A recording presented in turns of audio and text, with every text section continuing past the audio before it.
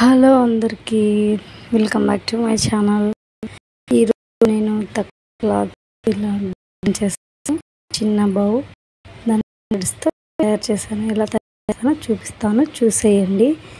దానికోసం ఇలా తక్కువ క్లాత్ ఇలా కట్ చేసి పెట్టుకున్న తర్వాత ఇలా కట్ చేసుకున్న క్లాత్ని పెద్ద క్లాత్ ఇలా 3 సైడ్లు స్టిచ్ చేసి ఒక సైడ్ ఓపెన్గా పెట్టుకోవాలి. చూపిస్తున్న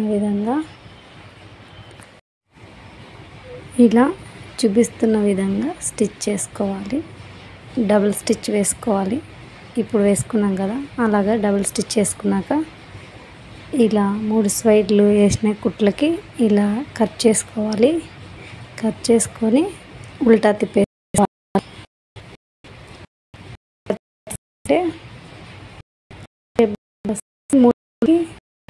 స్క్రూతో అలా మూల ఇలా తిప్పేసుకొని మూలలు బాగా వచ్చాక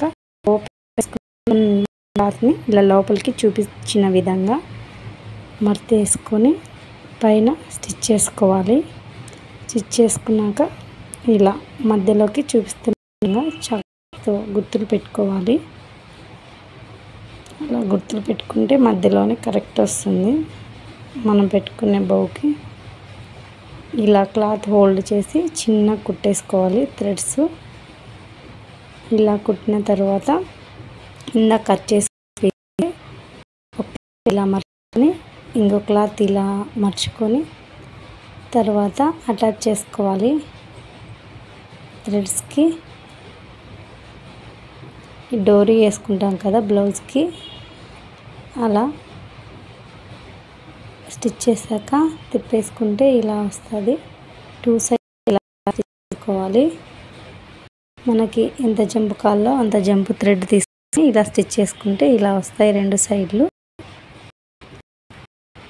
ఇప్పుడు ఇందాక తిప్పేసిన క్లాత్కి మధ్యలో చాక్ పీస్తో గుర్తు పెట్టుకున్నాం కదా, అక్కడ పెద్ద కుట్టేసుకొని ఇలా స్టిచ్ చేసుకోవాలి.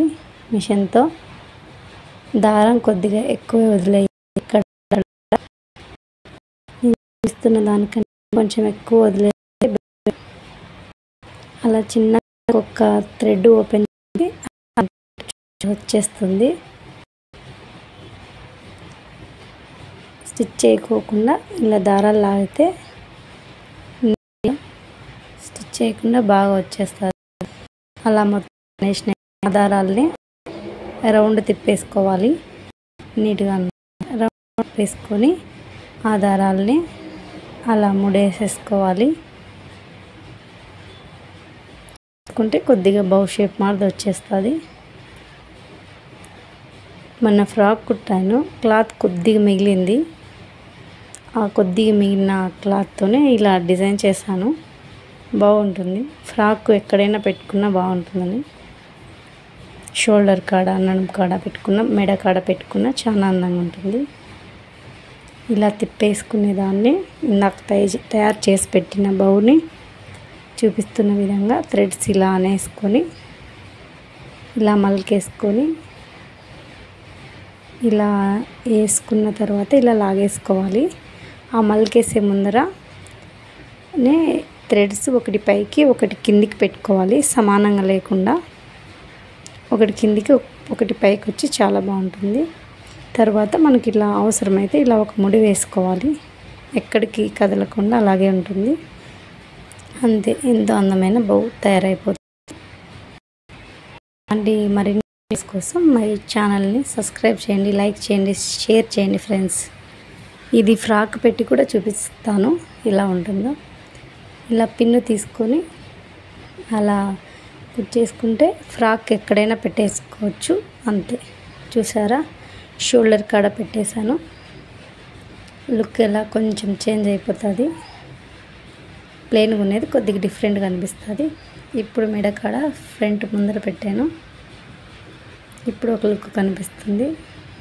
ఇప్పుడు నడుము కాడ పక్కన సైడ్ పెట్టేశాను. అంతే, ఎంతో వెరైటీగా